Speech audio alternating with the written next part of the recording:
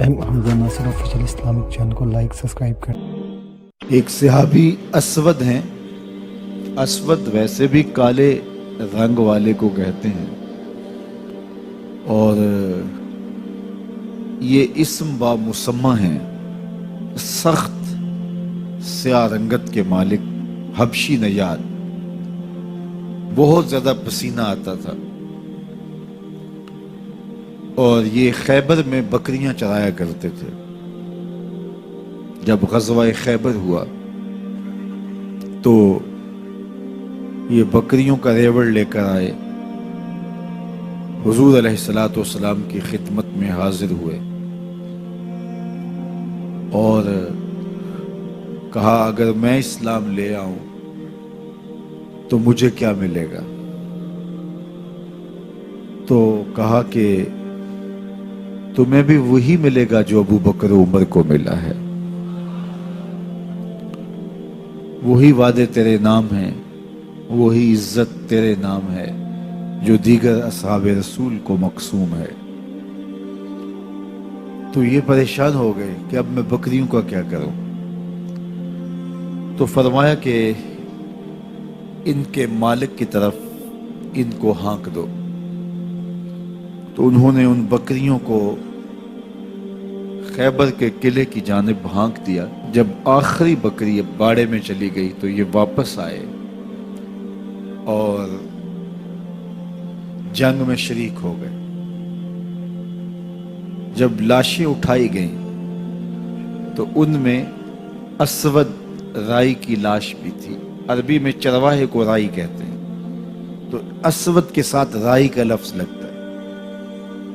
تو اس اسود رائی کی لاش جب لائی گئی تو حضور نے رخ پھیر لیا۔ تو صحابہ نے پوچھا کہ یا رسول اللہ صلی اللہ علیہ وسلم آپ نے رخ کیوں پھیرا؟ فرمایا کہ اسود رائی کو 2 حوریں ملی تھی اور وہ اس کی لاش پہ تھی، اس لیے میں نے حیا کی وجہ سے رخ پھیرا ہے۔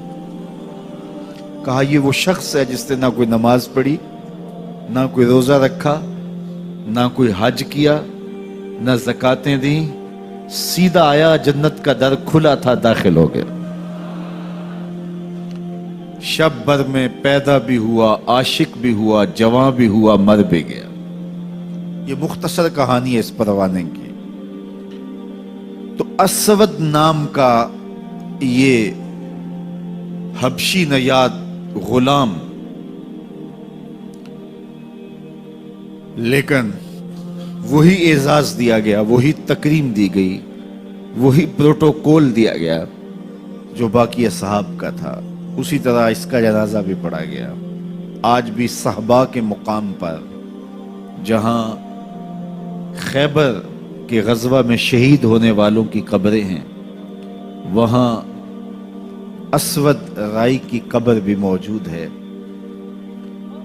جو عزتوں کا نشان ہے، اور قیامت تک آنے والے لوگوں کو بتا رہی ہے کہ اسلام کرشی اور حبشی کو ایک صف میں کھڑا کرتا ہے۔ تو اقبال بے ساختہ حضرت اسود رائی کو دی گئی عزت اور شان و شوکت پہ بات کرتے ہوئے بولتا ہے، اسود از توحید احمر می شود، خیش فاروق و ابو ذر می شود۔ اسود توحید سے احمر ہو جاتا ہے، کالی رنگت والا گوری رنگت والے کے کندھے سے کندھا ملا کے کھڑا ہونے کے قابل ہوتا ہے۔ فاروق اعظم اور ابو ذر غفاری ایک ہی صف میں نظر آتے ہیں۔ یہ اسلام کا مساوات کا عملی نمونہ ہے، اور اس نمونے کو دور موجود کے اندر آپ اگر روح بعمل دیکھنا چاہتے ہیں تو وہ موسم حج میں دیکھا جا سکتا ہے کہ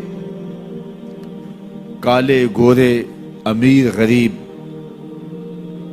مختلف خطوں کے باسی، مختلف زبانیں بولنے والے، ایسے لوگ ہیں کہ جن کو اللہ اکبر بھی صحیح طرح سے کہنا نہیں آتا، ان کی زبان اس طرح کی ہے کہ وہ اللہ اکبر کہتے ہیں، لیکن وہ بھی فصیح عربی بولنے والوں کے کندھے سے کندھے جوڑ کے کھڑے ہوتے ہیں، اور پھر حج کے موسم میں سب کو لباس بھی ایک ہی دے دیا جاتا ہے، 2 ان سلے کپڑے بدن پہ لپیٹ لیے، سر برہنہ، پاؤں میں واجبی سا جوتا، الفتوں کے راستوں کے مسافر جا رہے ہیں، شوق کا سفر ہے۔